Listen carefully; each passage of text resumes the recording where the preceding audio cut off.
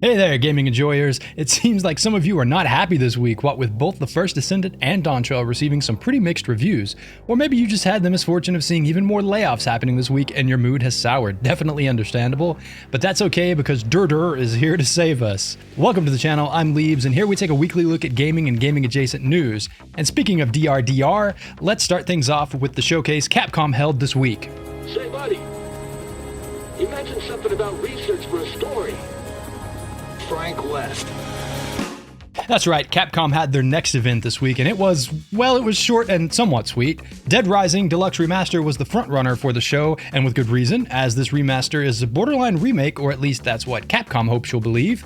But to be honest, it does look pretty great. I remember past Leebs running around the mall, not really sure what to do, but having a blast beating on zombies with mannequins and absolutely bouncing on the couch when I discovered you could dress up as Mega Man.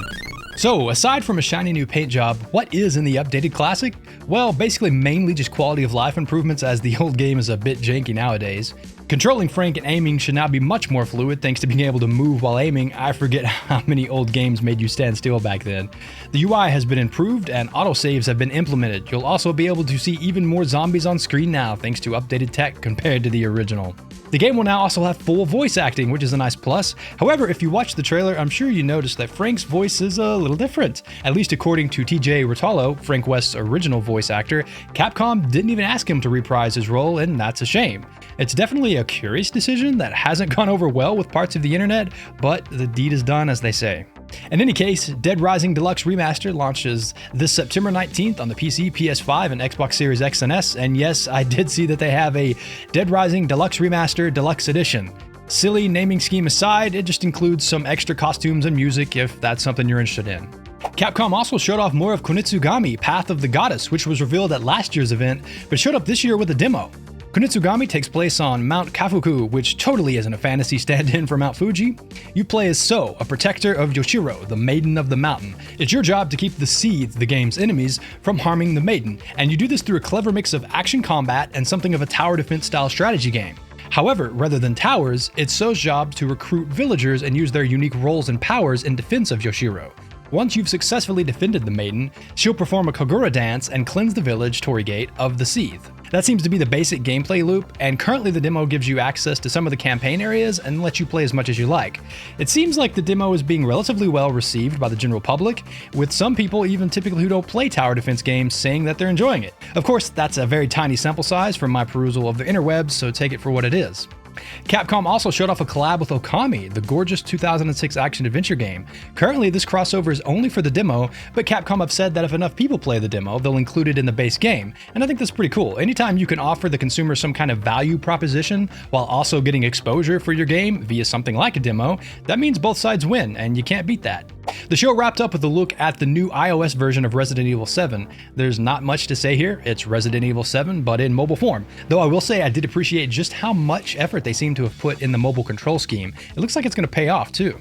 The real news, which really isn't news at all, is the sneaky reveal that they're currently working on a new Resident Evil title, which, yeah, I doubt anyone is really surprised there, but confirmation is always nice. And before you ask, no, there are zero details other than it purely existing. Oh, and the original director from RE7 will be reprising his role in the next RE game.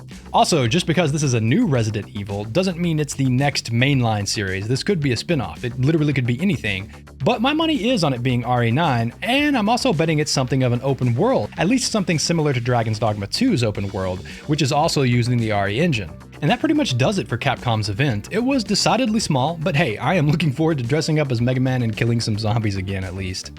The free-to-play looter shooter, The First Descendant, launched this week to unsurprising performance problems, bugs, and monetization complaints. Ain't modern gaming grand.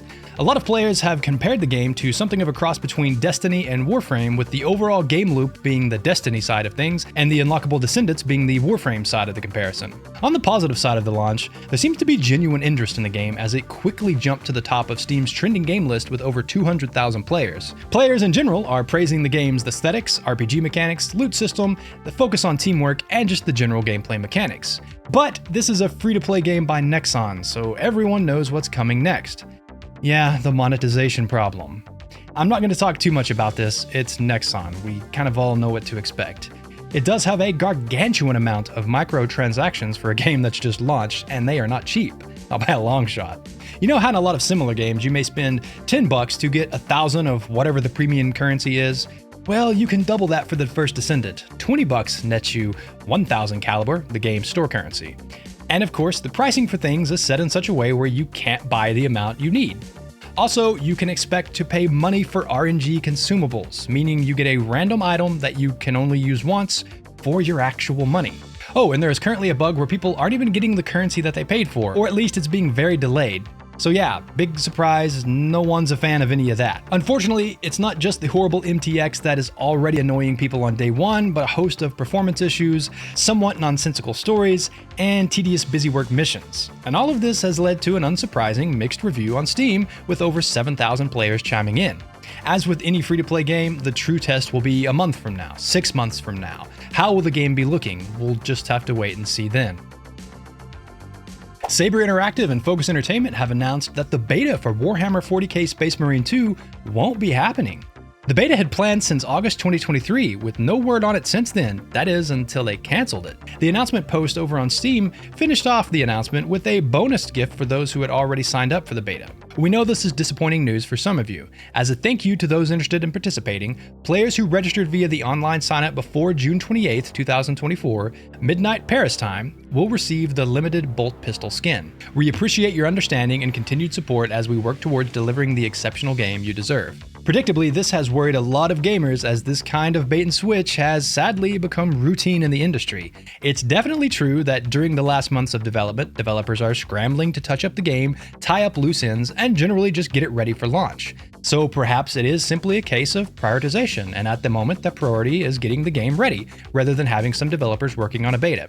On the other hand, it could be that the game is a mess, and Saber Interactive and Focus Entertainment want to continue to hide that fact until the game is out the door. There's no way of really knowing until it's released this September 9th on PC, PlayStation 5, and the Xbox Series X and S. In a move that's the exact opposite of Space Marine 2, 11-Bit Studios have announced that Frostpunk 2 will be delayed until this fall after player feedback during the game's beta. No doubt this will disappoint fans looking forward to the release, which was slated for July 25th, but this delay is all about integrating player feedback, which will almost certainly make the game better. One of the bigger complaints players had was the game's UI, which often made it hard to tell when events were taking place. 11-Bit says they're implementing some extensive fixes to the UI, making it overall more clear to read and creating an entirely new construction menu. Aside from the UI changes, you'll be able to zoom in on your city's people and observe their individual lives, which should bring back some of the more intimate feeling Frostpunk did so well in the original. There will also be tweaks to workforce management, temperature and heat, reshaping of districts, and a new resource is being introduced. Fortunately, fans of the post-apocalyptic city builder won't have to wait too much longer, as Frostpunk 2 will be releasing this September 20th on the PC, PlayStation 5, and Xbox Series X and S. Konami snuck in some more Metal Gear Solid Delta Snake Eater details on a recent released YouTube video on their Japanese account. Just like the original release of Metal Gear Solid 3, Snake will have to contend with location-specific damage and healing. However, in the updated Delta version of the game, injuries will visibly appear on Snake's body, and even once healed up, traces of the injury will remain. I always liked in the Batman Arkham games how Batman's suit gradually deteriorates and becomes more and more damaged as the game progresses, so having that same mechanic here, but fleshed out even more and even more dynamically, sounds great. In the same vein, the environment around you will also visibly impact Snake's appearance with stains, tears, holes, and other signs of your progress through the game world. Konami also gave some details on the updated controls for the game that basically boil down to bring it up to date with player expectations for third-person controls. But classic fans will be pleased to learn that they can toggle to the original control scheme if you prefer. Likewise, players will be able to toggle the camera to its more classic top-down setting and also add different filters to the visuals for that classic green-tinted look. No confirmed release date for this one just yet, but the rumors going around suggest it may launch sometime this November. Last December, Sega showed off a few seconds of a new Crazy Taxi game, the fast-paced and goofy driving series that started in 1999, and now we're starting to get some more details on the throwback. While the team over at Sega says they want to maintain the classic Crazy Taxi feel, they're implementing new mechanics, including a theme park-style map that takes heavily from the US West Coast. But the change that is turning most heads is the fact that the next Crazy Taxi looks like it's going to be an open-world MMO. On the one hand, a massively multiplayer Crazy Taxi game could be a lot of fun given the explosive growth of multiplayer games that's unfolded since the last mainline Crazy Taxi game way back in 2002. On the other hand, Crazy Taxi hasn't been relevant since 2002, so it'll have to be one hell of a game to compete with the insane amount of multiplayer games out there. It's definitely an interesting direction, and I'm sure we'll learn more as time progresses, but Sega's a hard company to read sometimes, so I'm putting a pin in this one until more info comes to light. George R.R. Martin, the prolific author behind Game of Thrones and recent collaborator on From Software's Elden Ring, dropped some not-so-subtle hints this week about an Elden Ring film or TV show. And how did he do that? Well, by saying absolutely nothing. On his personal blog, of the recent rumor, he says, "Oh, and about those rumors you may have heard about a film or television series based on Elden Ring. I have nothing to say. Not a word. Nope, not a thing. I know nothing. You never heard a peep from me. What rumor?" Mr. Martin's comments come just days after the Souls creator Miyazaki himself had an interview with The Guardian in which he says, "I don't see any reason to deny another interpretation or adaptation of Elden Ring, a movie for example, but I don't think myself or From Software have the knowledge or ability to produce something in a different medium. So that's where a very strong partner would come into play. We'd have to build a lot of trust and agreement on whatever it is we're trying to achieve, but there's interest for sure." If only someone could set Miyazaki up with an award-winning author with experience having their work turned into a TV show. That might be cool. And while we're on the topic of Elden Ring, it seems after a few days of mixed reviews, the game has returned to mostly positive. I really wonder what led to the score rebound. Was it the patches making the game easier? Or perhaps players got wise to the Shadow of Tree blessing buffs? Or maybe more players reviewed the game positively and just outweighed the negative. Most likely it's a combination of all three. Still, I'd be curious to know which of the three possibilities contributed most to the change. Final Fantasy XIV Dawntrail launched this week to not so great fanfare. Bugs and performance issues, the rallying cry of an MMO release, are of course one aspect of the mixed reviews. However, the expansion's main character, Wuk-Lamat, seems to be quite the focal point for the expansion's polarizing response. Without giving any spoilers, Wuk-Lamat is the Hrothgar princess that the player and the Scions, are they still called Scions? I haven't played in a good long while. Anyway, it's the player's job to help Wuk-Lamat lay claim to her throne. On one side of the player aisle, you've got fans who like the character's silly, cartoonish, inexperienced vibe, and on the other side, you've got the not fans who find her annoying, poorly acted, and dislike how she takes center stage over the player. Combined with Wuk-Lamat's polarizing presence, many fans just aren't enjoying the new story, which, to be honest, was a concern of mine and many others. The entire saga up through Endwalker is just, well, it's just a great time if you're into this kind of thing. Living up to that legacy was basically never going to happen. Even if the Dawntrail story was universally praised, there is just no chance it could ever compete with over 10 years of story content built up from A Realm Reborn all the way through Endwalker, which ended the game's original storyline. But as the name suggests, Dawntrail is the start of a new story, so give it a few years and I wouldn't be surprised if FF14 players are once again engrossed in a new tale. After all, Stormblood and A Realm Reborn itself didn't exactly light the world on fire, at least not the real world anyway, so let's see how things unfold over the next expansion or two.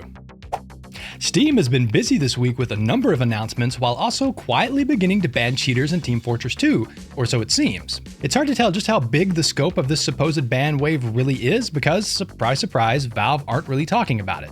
That said, TF2 players are reporting fewer aimbotters in matches, as well as providing anecdotal evidence of the ban wave. This all comes a month after the hashtag SaveTF2 and FixTF2 started trending thanks to the Save.tf website petition, which was started in the hopes of getting Valve to step up and moderate their game. Although Team Fortress 2 launched way back in 2007, the game still has a loyal following of players and idlers that have been dealing with rampant cheating and aimbotting for years at this point.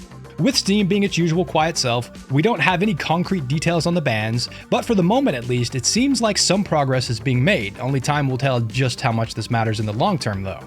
And speaking of the long term, even though the game came out back in 2007, it is still getting some free DLC this year in the form of a Funko Pop add-on that adds playable Funko versions of the game's iconic classes, which is, well, it is one of the DLC out there, that is for sure. The DLC is a collaboration with Funko Fusion, which was showed off recently at the Summer Game Fest, and has predictably left many scratching their heads. On the one hand, it's free DLC, so sure, why not I guess. But on the other hand, the game hasn't received any major updates since October 2017, almost 8 years, so it's a weird choice to be sure. In other, less strange Steam news, a new game capture feature has been implemented that legitimately looks great. The Steam game recording function, at first glance, appears like any other similar feature you'd expect on any other platform, but when you dive into the details, it becomes more interesting. Event markers are one feature that has a lot of potential provided other developers utilize it properly. With event markers, you can manually add any marker to any recording in progress to remind yourself to go back and check it later when you're cutting the clips up. However, developers can also set up the ability for their games to automatically generate event markers at key moments in the game, giving players even more convenience during the editing process. On top of that, the game recording feature includes a replay system so you can access the most recent moments of your gameplay to watch back without ever needing to leave your game. And once players have their clips, they'll be able to export them for easy local editing, send the clips to Steam Mobile, create a QR code or link to share the video with friends, define the specific recording time and bitrate used, keep note of local storage space, and on top of that, the features work with Steam Deck. And to quickly wrap up the Steam news, Valve has also announced a new top 100 most played games on Steam Deck. This new page will be updated daily, and it's definitely a welcomed addition to the Steam Deck and will hopefully help gamers find the best games for Valve's newest hardware. I doubt it's a coincidence that this feature landed just in time for the Steam Summer Sale, which is currently going on until July 11th, and it's also no coincidence that Steam just reported their highest concurrent player count ever at almost 37 million, which breaks their last record in March of this year by a few hundred thousand. And if history repeats itself, and it definitely will, there will be many summer games bought on sale that go unplayed forever. And according to new research from Steam ID Finder and PCGN, there is somewhere in the neighborhood of $19 billion worth of unplayed games sitting in people's Steam libraries. That is a lot of games. A year ago, it was revealed we'd be getting a new Street Fighter movie, and now we know the date, March 20th, 2026. Of course, Street Fighter has already had a few outings in the live-action space, and well, 2 of the 3 have won many awards for just being awful. That said, Street Fighter Assassin's Fist seems to have a pretty good following of fans. I haven't seen it myself, but hopefully this newest movie leans far closer to it than the previous 2 flops. And as for what caught my eye this week, it was Mars 2120, a Metroidvania by Brazilian developer Vtuber Interactive, which released into early access back in 2022, but I'm just now hearing about it, and judging from the 11 positive reviews on Steam, I'm probably not alone. I don't know much about it aside from what you can read on the Steam page, which basically boils down to this is a sci-fi Metroidvania, and the trailer conveys much of the same just fine. So if you're a fan of these kinds of games like me, maybe give it a look and see if it's something you're interested in. I'll be waiting for it to come out of early access this August 1st. So, this week's video was a bit shorter than usual, and that's largely because I cut out the entire state of the industry segment where I cover things like layoffs, publisher and developer drama, and some of the other business side of things. I'm doing this mostly as a test to see how the video performs with a shorter length. However, if you would like to see me keep covering that kind of stuff going forward, do let me know down below, and no, that's not just a way to get you to comment. I genuinely want to know if people do or don't care for that kind of coverage. Also, thanks to all the new subscribers this past month. You guys rock. It actually does mean a lot, so thank you very much. In any case, I hope you found some of this useful. As for me, I'm going to return to Metal Gear Solid 5, which I have not played since release, and I had forgotten just how fun the damn game is. I hope you too get to unwind with a fun game, and as always, I hope you're having a good day wherever it is that you are. See you next time.